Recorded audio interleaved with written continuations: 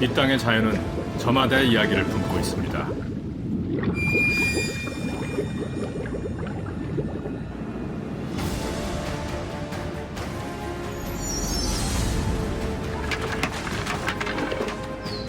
헤아릴 수 없는 삶의 나이테.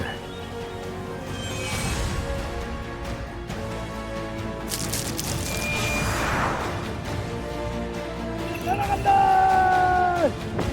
시간은 흘러가는 것이 아니라 쌓이는 것이죠.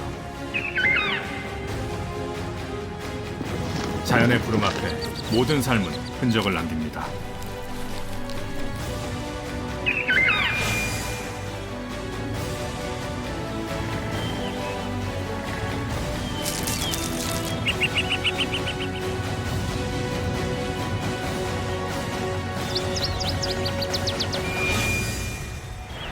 오래된 믿음이 쌓인 특별한 공간, 특별한 비밀을 찾아가고자 합니다.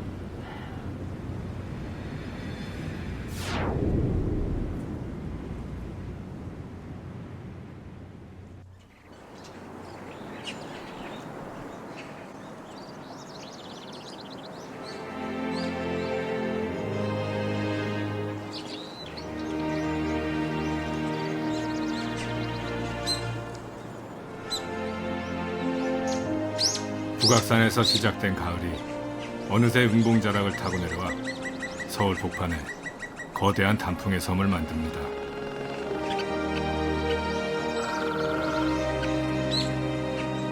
지난 600년의 시간을 기억하고 있는 왕의 거처 창덕궁.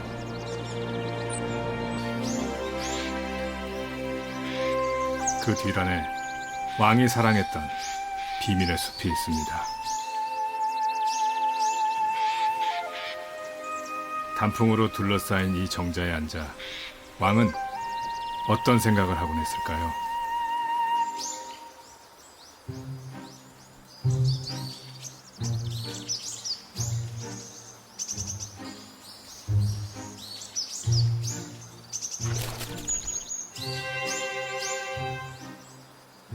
왕의 숲이었지만 이곳은 결코 왕의 것만은 아니었습니다.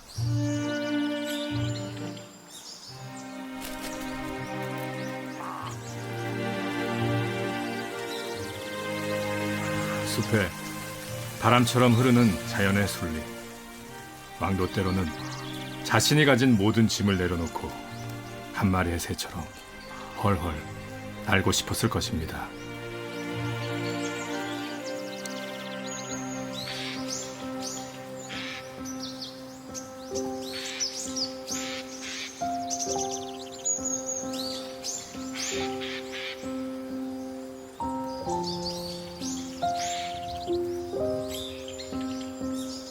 겨우 담장 하나 사이지만 한때 북원, 금원이라 불리며 사람들의 출입이 엄격하게 통제됐던 왕의 숲.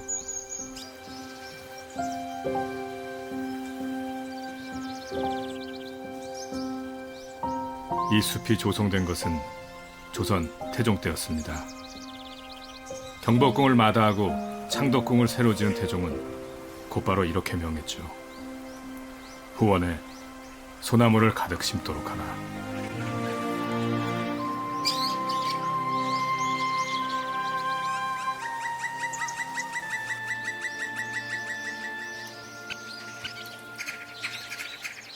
숲은 보호됐고 시간의 나이테를 몸에 새기며 수많은 생명들을 불러들였습니다. 숲의 기공자라 불리는 오색 딱따구리는 솔씨를 빼먹는 데는 탁월한 솜씨를 발휘하죠. 솔방울을 줄기의 틈새에 박아 단단하게 고정시킨 다음 핀셋처럼 날카로운 부리로 씨앗만을 빼먹습니다.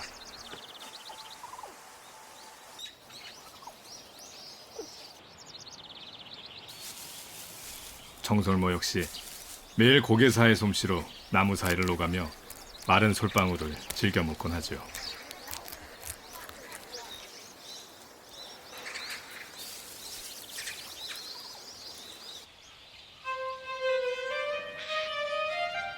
숲은 이처럼 제각각 삶의 방식대로 살아가는 생명의 소리로 가득하고 산책을 나온 왕도 그 소리를 귀담아 들었을 것입니다.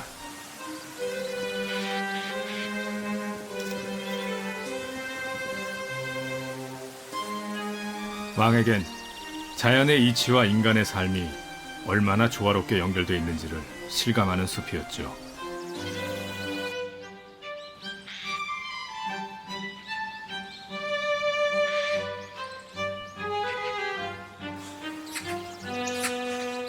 왕에게도 왕의 길이 있듯 너구리에게도 너구리가 좋아하는 좁고 은밀한 통로가 있습니다.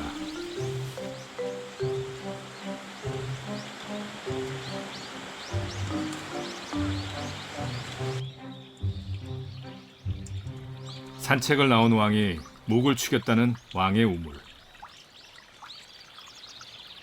한겨울에도 얼지 않으며 지금도 식수로 사용할 만큼 맑은 이 우물을 찾아 너구리는 매번 1km 남짓 자신의 길을 오가죠.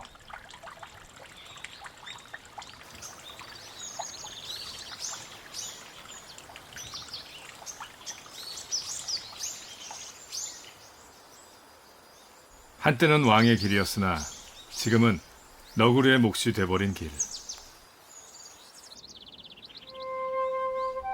이 길 끝에 겨우 사람 하나 누울 만큼 작은 집 하나가 있습니다.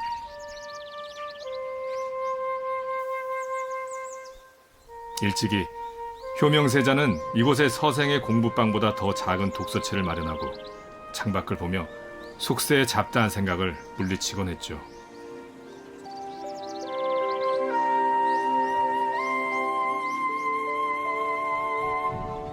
가을 소리를 듣는다는 뜻의 추성대.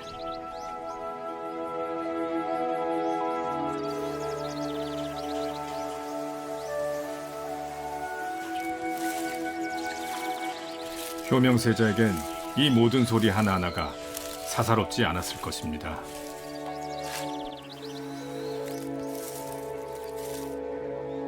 소리는 만물이 삶을 잇고 있다는 의미고 자신은 이들을 보살펴야 할 왕이 될 신분이었기 때문입니다.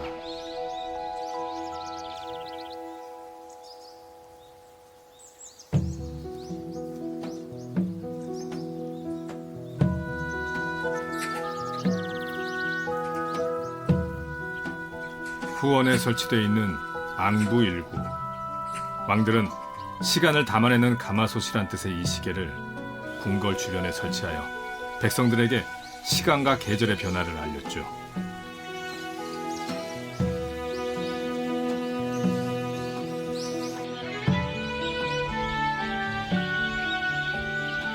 모든 생명에겐 자연의 시간표가 있습니다. 그것을 아는 것이 질서이고 지혜죠.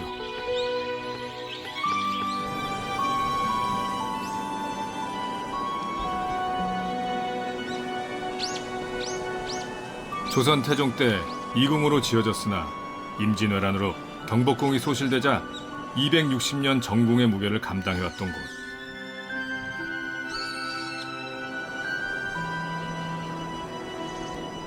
창덕궁은 한 나라의 역사와 정신이 온전히 수렴되고 통합된 명실상부한 왕의 거처였습니다. 하지만 창덕궁은 경복궁의 동쪽에 있다 하여 흔히 동궐이라 불리곤 했죠.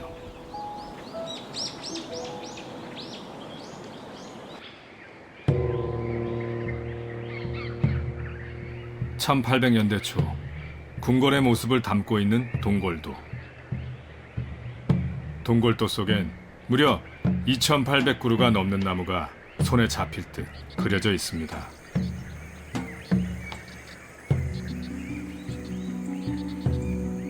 후원의 관람지에 있는 이 밤나무도 그 중 하나입니다. 무려 300년이 넘는 동안 왕과 후원의 무생명들을 지켜봐온 살아있는 목격자죠.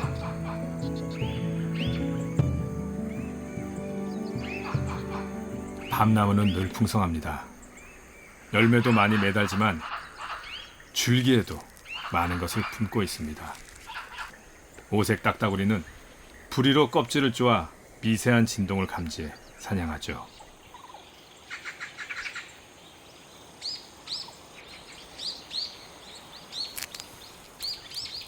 숲의 고개사인 청설모에게도 이 시절은 가장 힘든 보릿고개입니다. 줄기에 흐르기 시작한 단풍나무 수액을 핥으며 배고픔을 견딜 수밖에 없는 시간.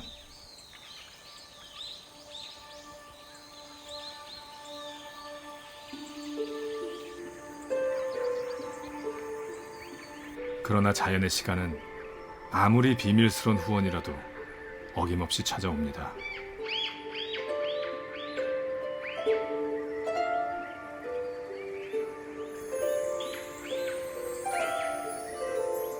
날이 따뜻해져 얼음이 풀리면 후원은 또다시 활기찬 생명의 축제로 이어지죠.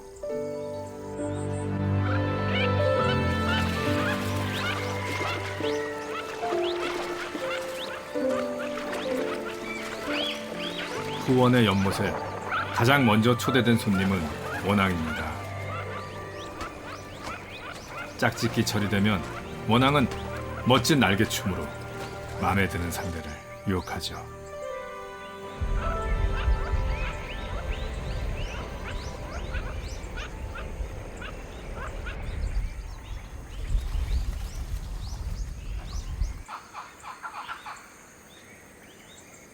왕을 위해 지어진 정자도 이젠 새들의 몫이 됐습니다. 마치 오래도록 살아온 제 집인 양 매일 이곳에 찾아와 한참 동안 짝을 기다리다 떠나곤 하는 외가리.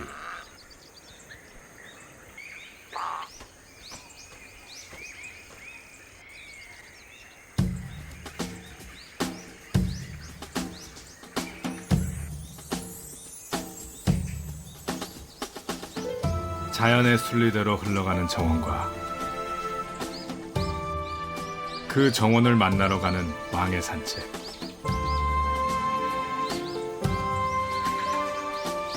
그리고 지형의 가파름을 탓하지 않고 그대로 받아들인 건축물.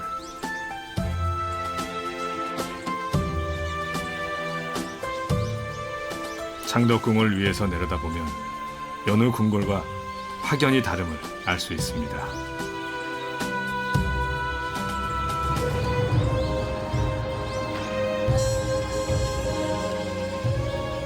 북악산 은봉자락을 끼고 있는 까닭에 언덕과 골짜기가 유독 많았지만 창덕궁은 지형을 깎아내지 않고 품에 안겼죠.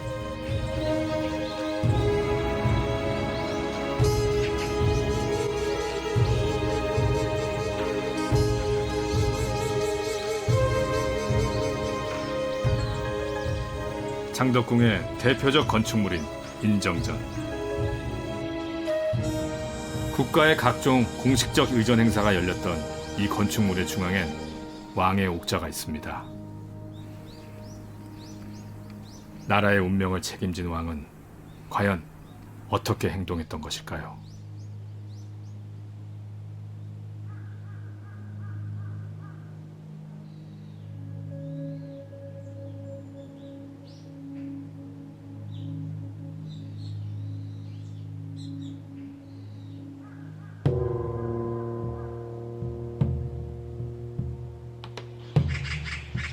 왕의 일거수일투족을 지켜봤을 도나무나 세 그루의 회화나무.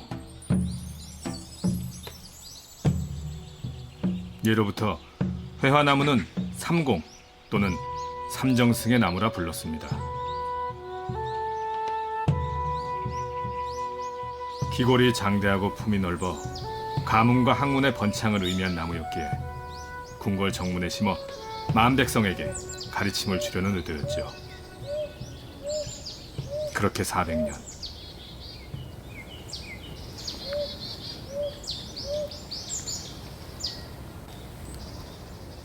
회화나무는 매년 자신의 몸 한쪽을 내줘 어김없이 찾아오는 솔부엉이의 둥지가 돼주고 있습니다.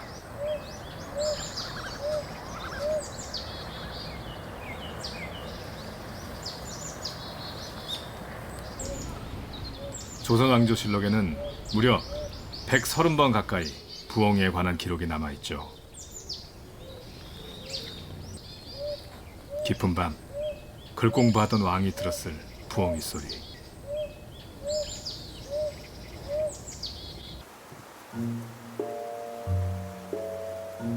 늦은 밤 너구리 한 쌍이 먹잇감을 찾아 길을 나섭니다.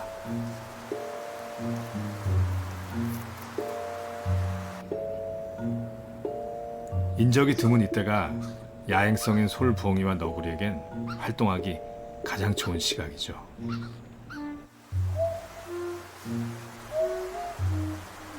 솔부엉이의 경고에도 아랑곳하지 않는 너구리들.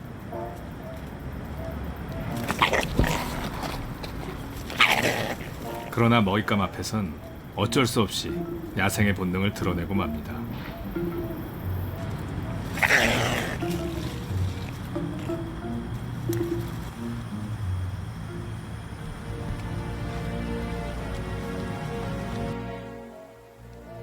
궁궐 역시 품계의 질서가 엄격했지만 권력을 두고 다툼과 갈등이 반복됐을 것입니다. 권력은 비정했고 현실은 냉혹했습니다.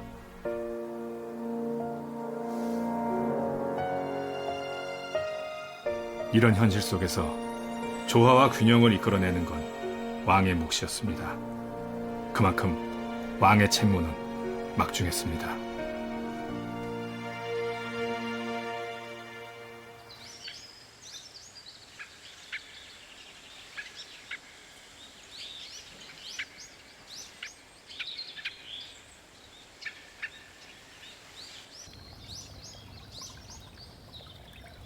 한때는 호랑이와 표범이 출몰했다는 창덕궁 후원. 어느덧 계절이 무르익어 계곡마다엔 꽃들이 지천입니다. 산란을 앞둔 원앙 부부.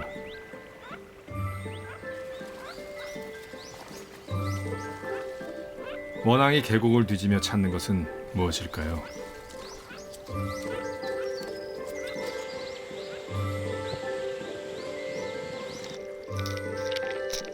돌틈을 구중궁궐 삼아온 가재는 어떻게든 탯줄에 매달린 새끼들을 무사히 키워내야만 하죠.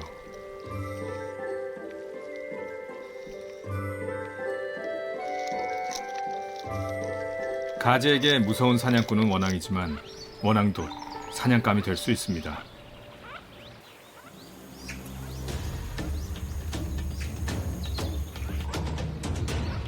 하루빨리 산란할 둥지를 찾아야 하는 원앙.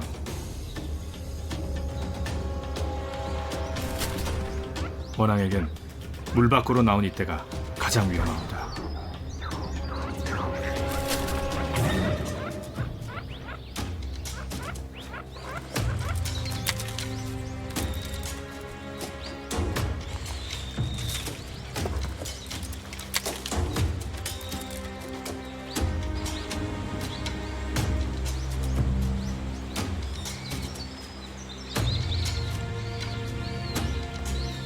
호랑이와 표범은 사라졌지만 여전히 먹잇감 경쟁이 계속되는 창덕궁 후원.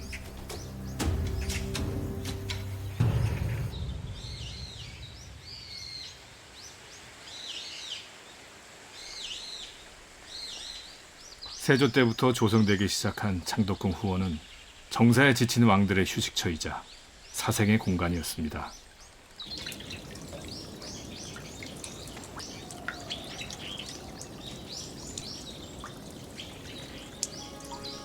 어린 나이에 왕이 돼 강력한 군주를 꿈꿨던 숙종은 이 물줄기를 바라보며 시 한 편을 남겼죠. 나르듯이 300척을 흘러 멀리 하늘에서 떨어진다. 보고 있으니 흰 무지개 일고 골짜기마다 우레소리 가득하네. 인조는 또한 이 물줄기를 옥류천이라 불렀습니다.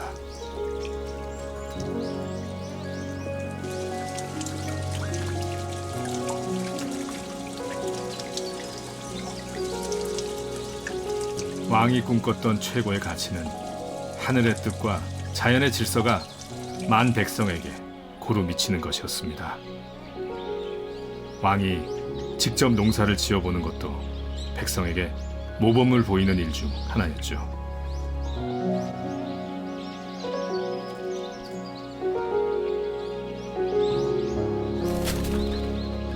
자연은 이처럼 질서와 끊임없는 순환을 반복하며 수많은 생명들을 보듬고 또 키워냅니다.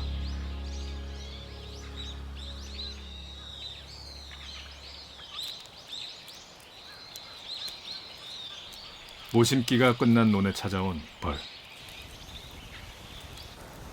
경단 만드는 솜씨는 가히 도공에 버금가죠.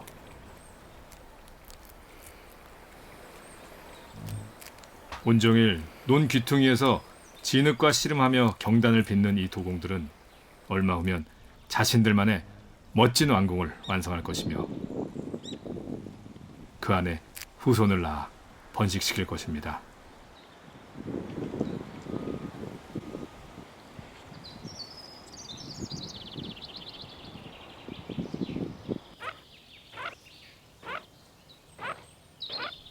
호원의 터줏대감인 원앙도 이 시절엔 자신이 뭘 해야 하는지를 잘 알고 있습니다.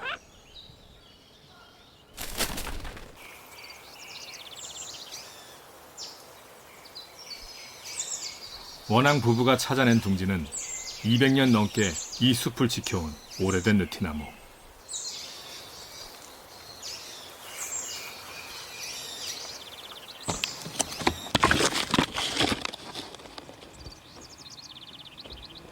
알 품기가 시작되면 암컷은 자신이 가진 가장 부드럽고 따뜻한 가슴털을 뽑아 산란에 필요한 온도를 유지함으로써 모성을 발휘하죠.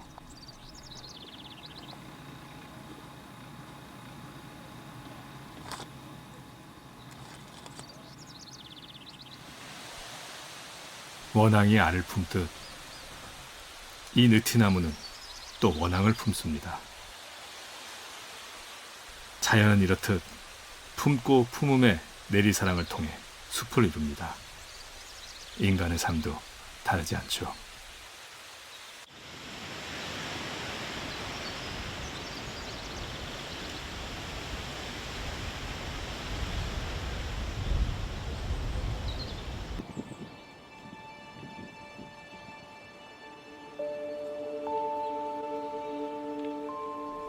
종묘. 죽은 왕들이 거처하는 사후의 궁궐.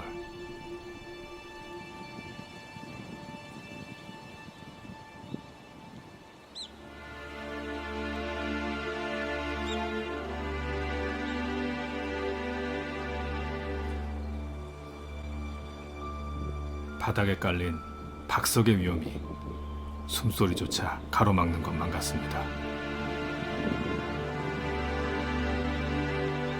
그만큼 산자와 죽은 자가 만나는 이곳은 신성한 장소죠. 아동계 예준소 무신의전.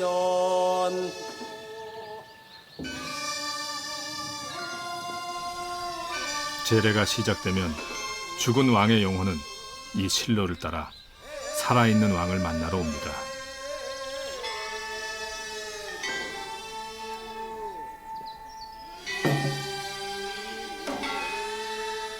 낮고 중후한 음악은 바람처럼 나아가 죽은 왕을 마중하며 실로의 중앙은 너무도 신성하여 감히 왕조차도 발을 디딜 수가 없습니다.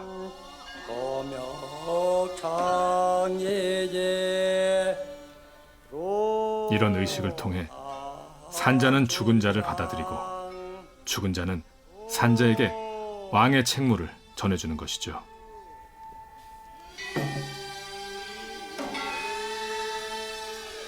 마침내 선왕의 영혼이 위패의 구멍을 통해 들어서면 왕은 선왕에게 예를 갖춥니다.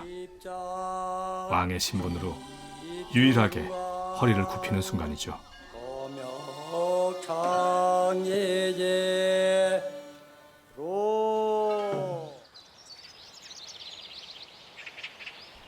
종묘와 사직은 왕의 정통성을 상징했습니다.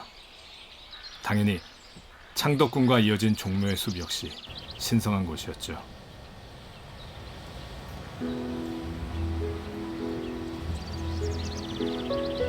(1394년 12월) 서울을 수도로 정한 태조 이성계는 가장 먼저 종묘를 짓고 주변에 나무를 심어 호위하도록 했죠.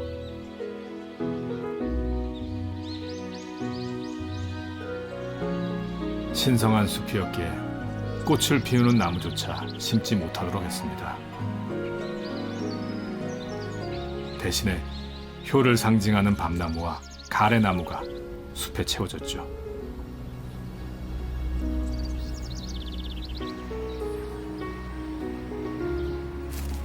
가래 열매가 효를 상징한 이유는 단단한 껍질로 둘러싸여 있어 자식을 보호하려는 모성의 수고를 담고 있기 때문입니다.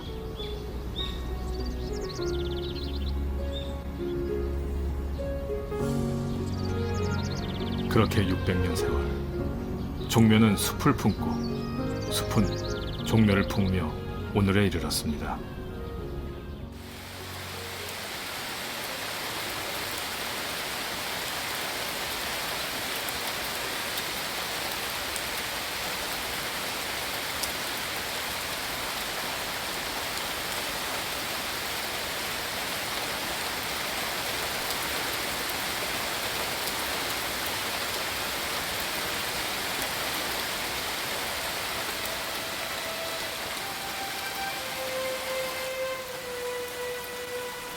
모처럼 단비가 내립니다. 비는 지상의 크고 작은 나무는 물론 땅속에 있는 모든 미물에 다다릅니다.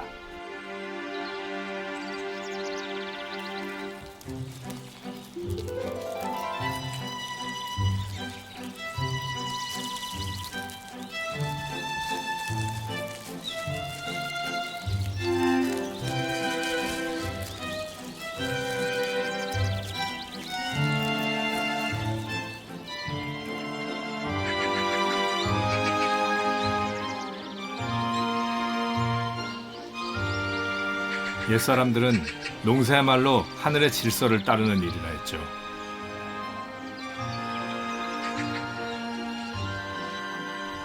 벼포기 사이에는 이미 수많은 생명들이 자리를 잡았고 생존을 위한 경쟁이 벌어집니다.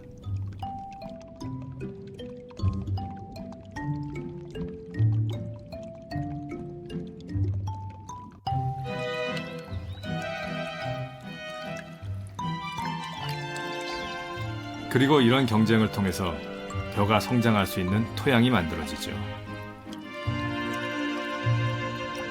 실지렁이는 땅속에 산소를 공급하고 유기물을 배출하는 부지런한 농사꾼입니다.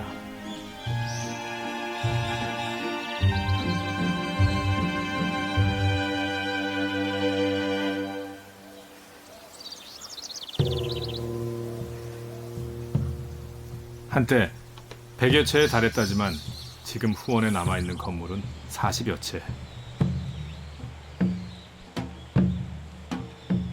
왕은 종종 연못 주변 정자의 신하들을 불러 만찬을 즐기거나 시담을 나누곤 했죠. 자연의 여유로움을 감상하며 경무로 쌓인 피로를 풀고 가라는 배려였습니다.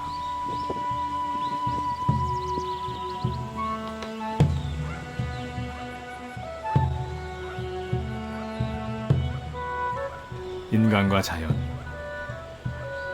하늘과 땅의 섭리를 온전히 담아낸 왕의 정원.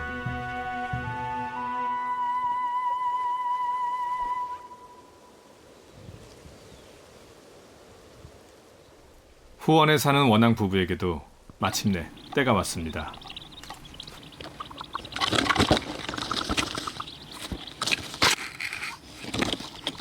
애지중지 키워낸 19마리의 새끼들이 드디어 둥지를 떠날 때가 된 것이죠.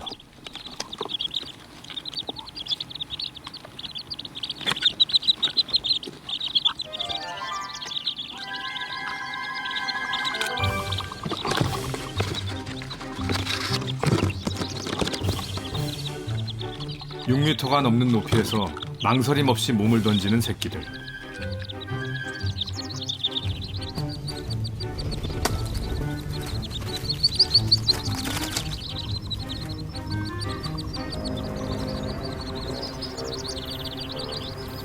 그러나 무모한 이 도전보다 더 큰 위험이 도처에 도사리고 있다는 것을 새끼들은 본능적으로 깨닫습니다.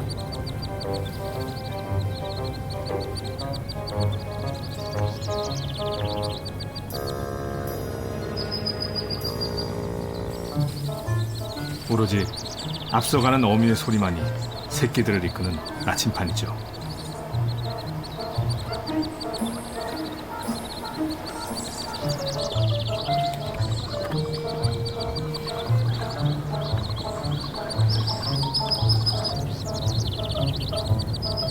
언제 희생될지 모르는 이 순간, 새끼들에겐 산 넘고 물 건너 천리길이 따로 없습니다.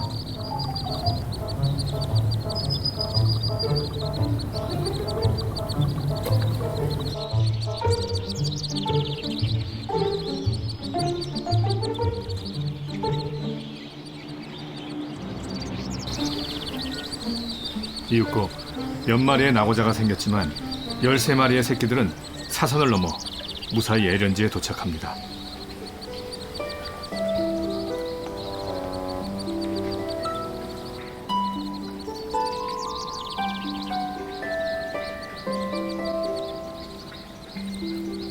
어린 원앙들에게 연못은 안전한 보육원입니다.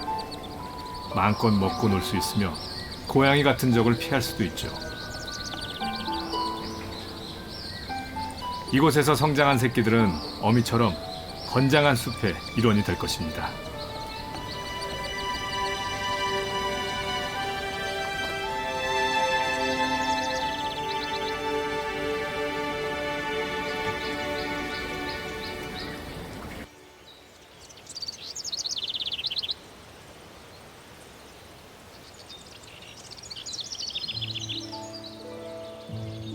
더위가 기승을 부리기 시작한 여름날, 도나무 앞 회화나무도 뒤늦게 꽃을 달았습니다. 지난 400년 동안 묵묵히 창덕궁의 시간을 받아냈을 나무.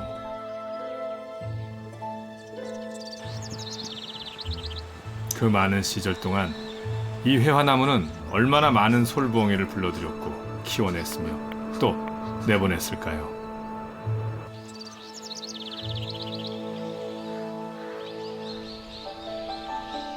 왕 역시 후손을 낳아 법통을 잇게 하는 것을 가장 중요한 일 중 하나로 여겼습니다.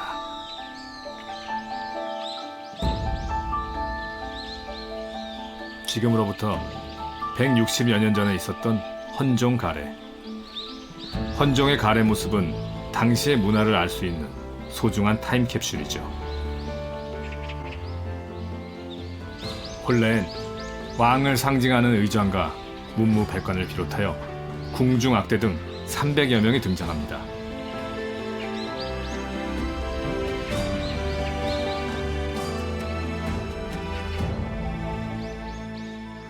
왕과 왕비가 거처했던 대조전.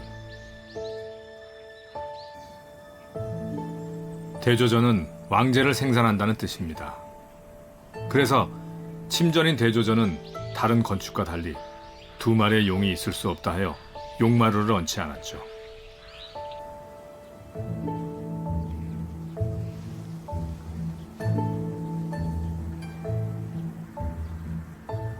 한때는 수많은 대소신료, 나인들의 걸음으로 북적였을 궁궐. 그러나 역사의 주역들이 모두 떠난 지금 텅 빈 대조전의 아궁이를 지키는 것은 이 너구리 부부입니다.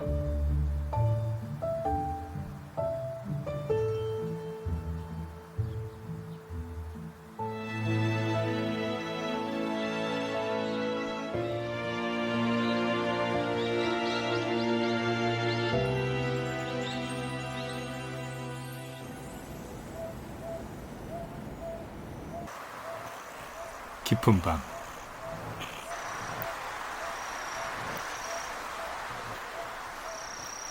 새끼 솔부엉이가 하루가 다르게 커가자 먹잇감을 구해야 하는 어미도 바빠졌습니다.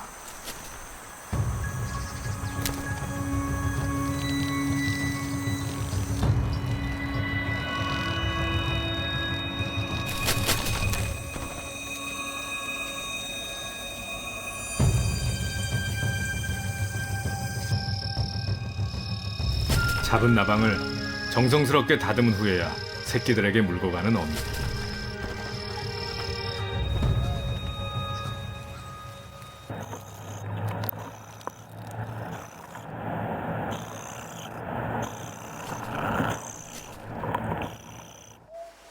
이런 지극한 모성을 통해 우리 주변에 있는 모든 생명들이 태어나고 성장하며 대를 이어가고 있는 것이죠.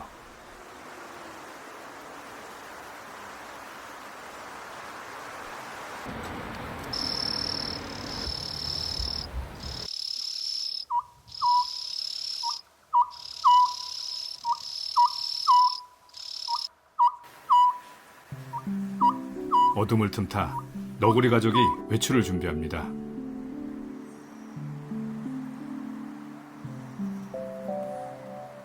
먼저 나온 수컷이 안전을 확인한 다음 신호를 보내고서야 굴을 빠져나오는 암컷과 새끼들.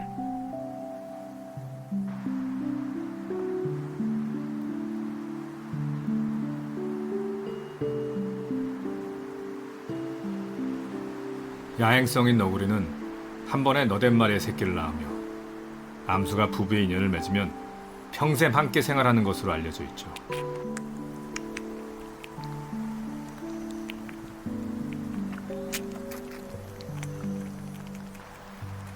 육아에 대한 역할 분담도 확실해서 암컷이 주로 새끼들을 돌보며 지내는 반면 수컷은 이들의 안전과 먹잇감을 책임집니다.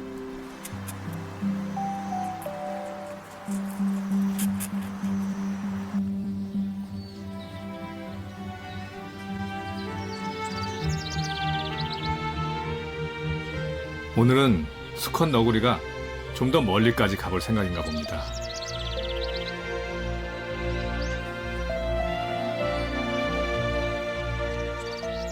너구리는 항상 자신이 흔적을 남겼던 통로를 고집하죠. 안전을 위해서입니다.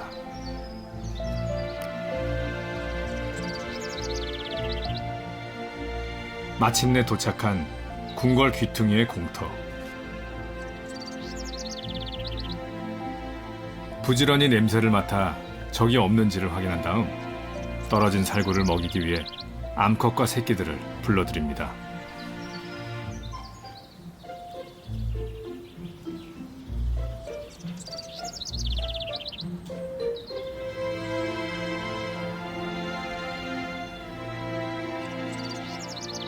어떤 생명도 거저 자라지 않는다는 것을 잘 보여주고 있는 창덕궁의 너구리 가족.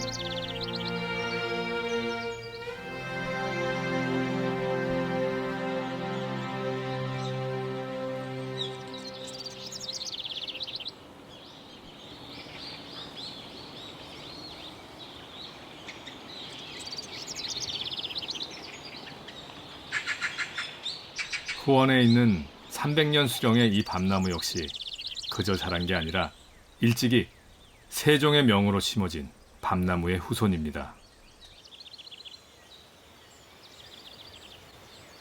그렇게 대를 이어 왕의 후원을 지켜온 밤나무.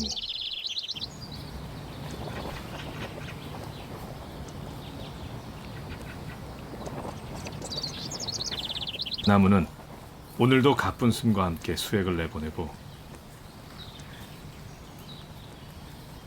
달콤한 수액은 주변에 기대 살고 있는 다른 수많은 생명들을 불려들여 키워냅니다.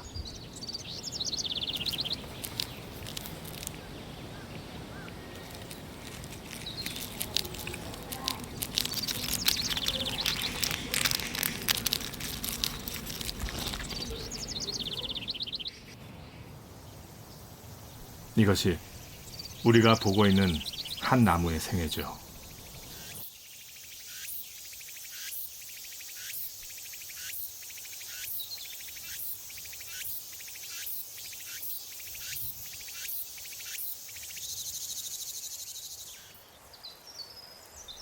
자기나무꽃 아름다운 왕의 논.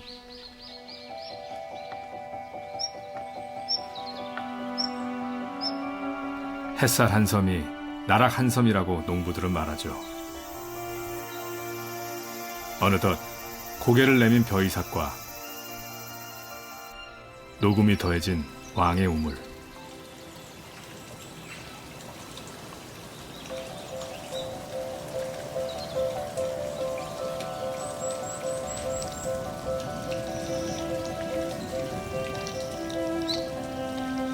매일 숨죽이며 살아야 했던 가지도 이제 허리춤에 품고 있던 새끼들을 분가시킬 때가 왔습니다.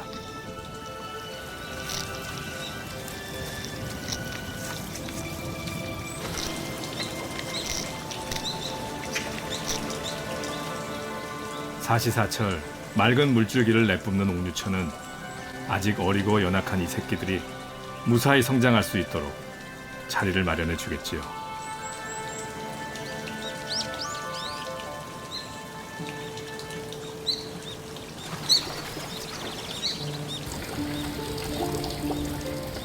궁궐 연못은 대부분 하늘은 둥글고 땅은 모나다는 천원 지방 사상을 담고 있습니다. 이는 하늘의 섭리와 땅의 이치가 조화를 이룰 때 모든 생명이 순탄하게 성장할 수 있다는 의미죠.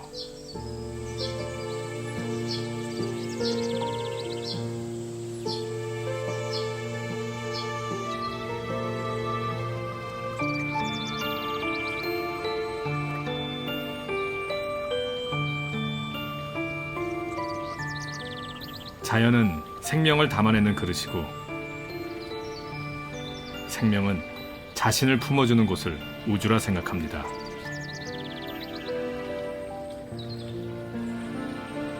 그렇다면 수많은 생명들에게 후원의 연못은 또 얼마나 크고 거대한 우주일까요?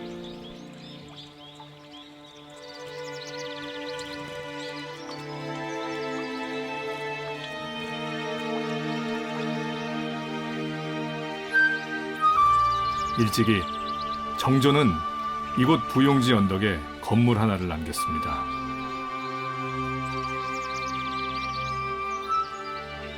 추함루. 바로 우주와 하나가 된다는 뜻입니다.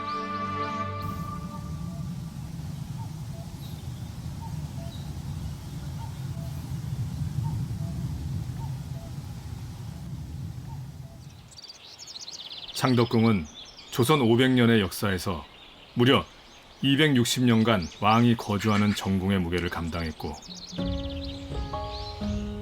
인정전은 나라의 중심이었습니다.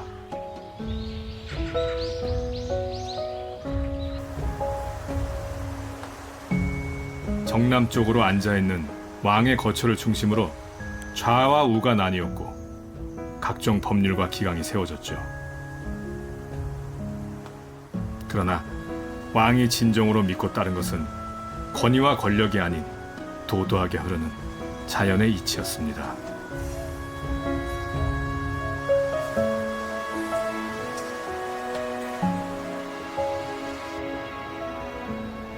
부화한 지 25세 남짓.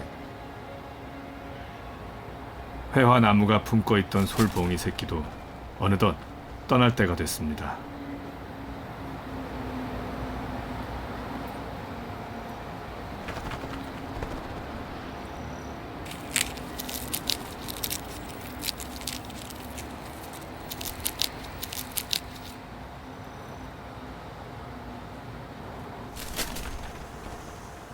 날 수 있다는 듯 날개에 잔뜩 힘을 줘보는 새끼 솔부엉이. 누구보다 때가 됐음을 잘 아는 어미는 애써 잡아온 먹잇감을 주지 않고 새끼들을 밖으로 유인합니다.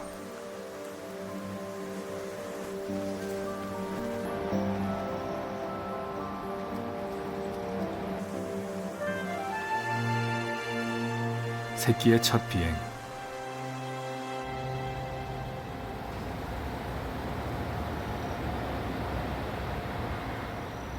솔부엉이 새끼는 이제 자신에게 주어진 날카로운 발톱과 단단한 부리를 무기로 홀로 살아갈 것입니다.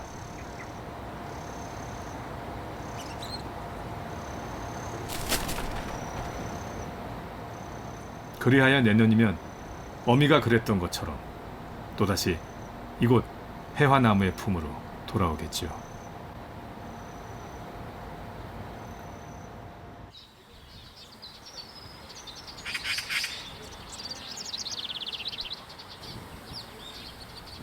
후원을 떠나온 원앙가족은 인정정 건너편에 있는 이곳 금촌교 아래에 자리를 잡았습니다.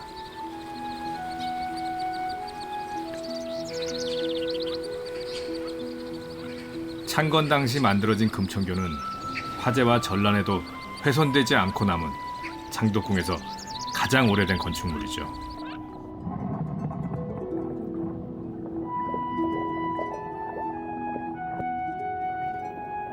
이곳에 내를 만든 것은 배산임수라는 풍수 사상에 근거했지만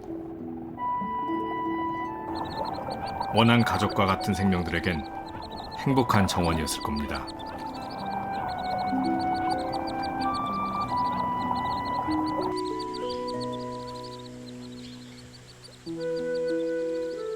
고즈넉한 날이면 왕의 거처에까지 들렸을 맑은 물소리와 새소리. 그러나 창덕궁의 역사는 그리 순탄치만은 않았습니다.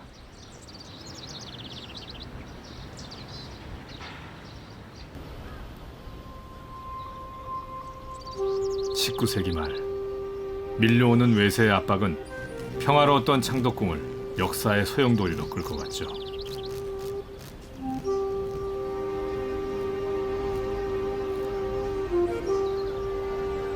견고했던 조선의 500년 역사가 외부의 침략으로 인해 위기에 빠진 것입니다.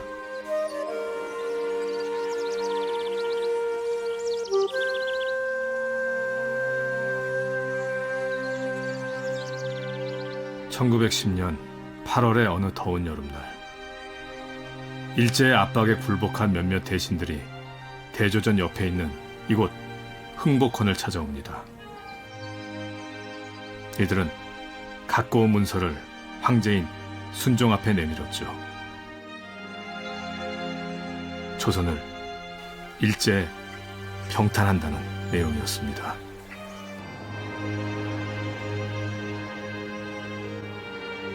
황제는 거부했지만 역사를 되돌리기엔 역부족이었습니다.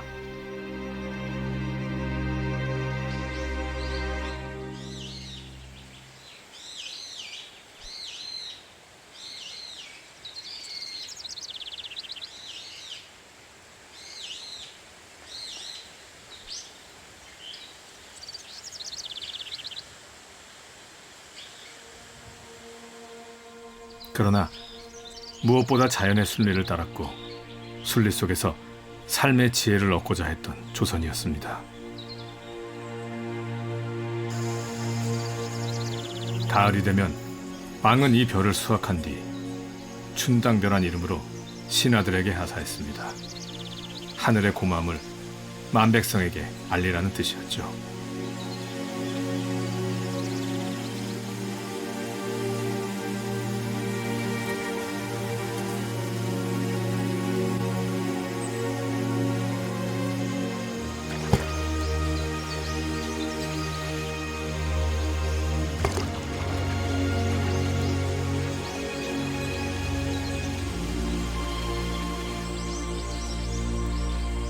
지난 300년 당당하게 숲을 지켜왔던 밤나무. 밤나무도 지난 계절 애지중지 키워왔던 자신의 노고를 숲의 생명들에게 돌려줍니다.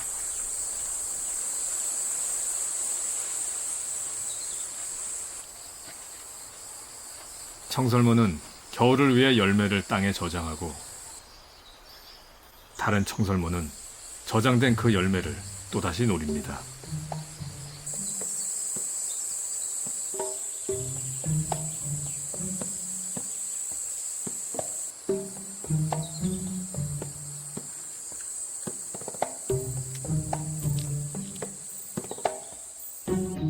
이렇듯 열매 하나도 쉼없이 돌고 도는 것. 이것이 자연의 순환이고 질서이며 숲이 아름다운 이유입니다.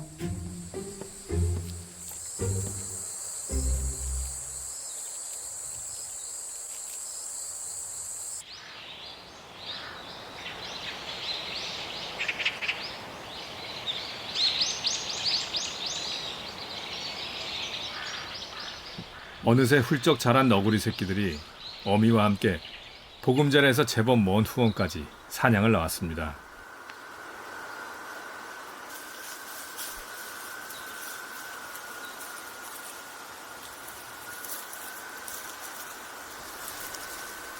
이런 과정을 통해 새끼들은 어미로부터 열매를 찾는 방법이나 땅속에 숨어있는 벌레를 사냥하는 법을 배우죠.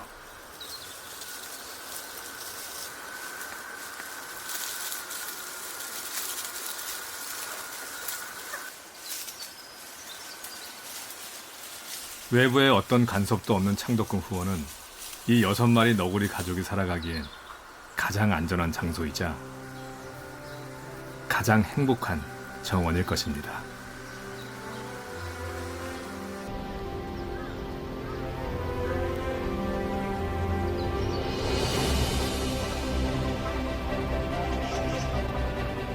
왕은 막강한 권력가였지만 자연 앞에선 왕관을 내려놓고 이치를 배우려 했습니다.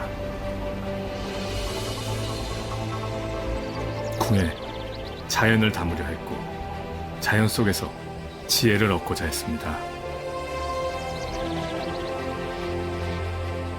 이 느티나무는 몸이 부러졌으나 원한 가족에겐 둥지가 되주었고 밤나무는 모진 삶에도 끈질기게 제 몫을 해왔습니다.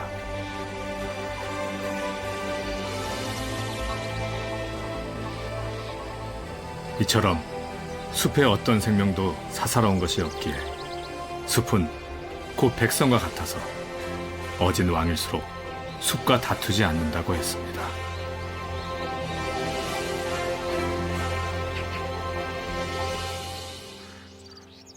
그것이 500년의 역사를 품고 있는 창덕궁. 창덕궁에 거처했던 왕이 숲을 사랑했던 이유입니다.